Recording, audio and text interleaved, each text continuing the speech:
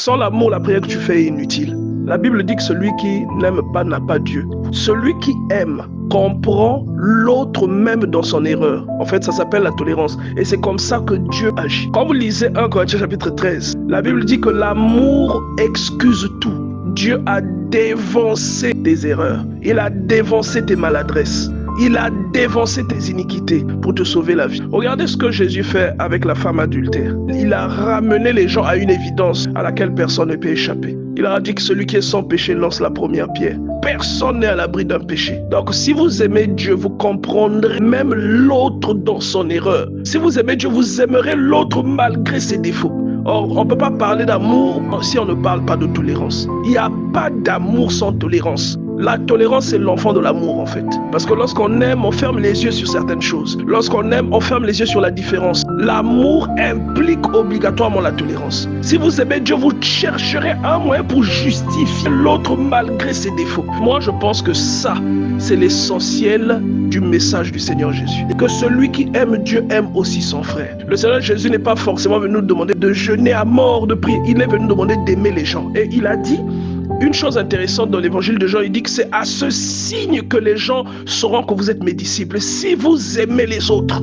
Est-ce que vous comprenez? C'est cela, c'est cela. Ce n'est pas les programmes de prière. Non, lui, il a dit, c'est par le fait d'aimer les autres que l'on saura que vous êtes mes disciples. Donc, si tu n'es pas dans le cadre de l'amour, c'est-à-dire si tu n'es pas dans la logique de favoriser l'amour bien au-delà même de la prière que tu fais, bien aimé, tu peux retourner t'habiller dans les vestiaires parce que le Seigneur a besoin des personnes qui aiment d'autres personnes. Si l'amour n'est pas sincère, en réalité, nous n'avons pas rencontré Dieu. En réalité, nous ne l'avons même pas reçu. Il est important que nous en soyons conscients. Beaucoup de personnes pensent que le mérite vient par les exploits, par les réalisations des grands bâtiments ou des miracles ou je ne sais pas quoi. Le mérite vient par l'affection. Le mérite vient par l'amour. Le mérite vient par le pardon. Le mérite vient par la tolérance, bien-aimé dans le Seigneur.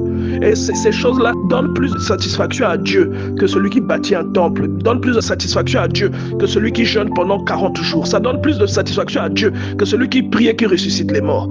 Celui qui aime les autres, c'est celui-là qui plaît à Dieu. Vous voyez, c'est ça le résumé de la parole de Dieu. Sans l'amour, la prière que tu fais n'arrive même pas aux oreilles de Dieu. L'amour croit tout. Et quand vous lisez ça, vous comprenez en fait que beaucoup d'entre nous, nous sommes à côté de la plaque. Nous ne sommes pas dans la vérité dans laquelle le Seigneur nous attend, dans l'illustration dans laquelle le Seigneur nous attend. Parce que l'amour, c'est l'humilité. L'amour, c'est la compréhension de l'erreur de l'autre malgré ses défauts. Nous devons nous aimer, quelles que soient les différences, propageant ses valeurs. L'amour, c'est le pardon. L'amour, c'est l'harmonie. C'est l'affection. L'amour, c'est la joie. Sortons des critiques, des rancunes, sortons de toutes ces choses qui ne plaisent pas. J'aime beaucoup cette parole, Galates 5, verset 22. Lisons cette parole pour comprendre ce que l'amour produit en nous. Le premier engendre le deuxième engendre le troisième, etc., etc.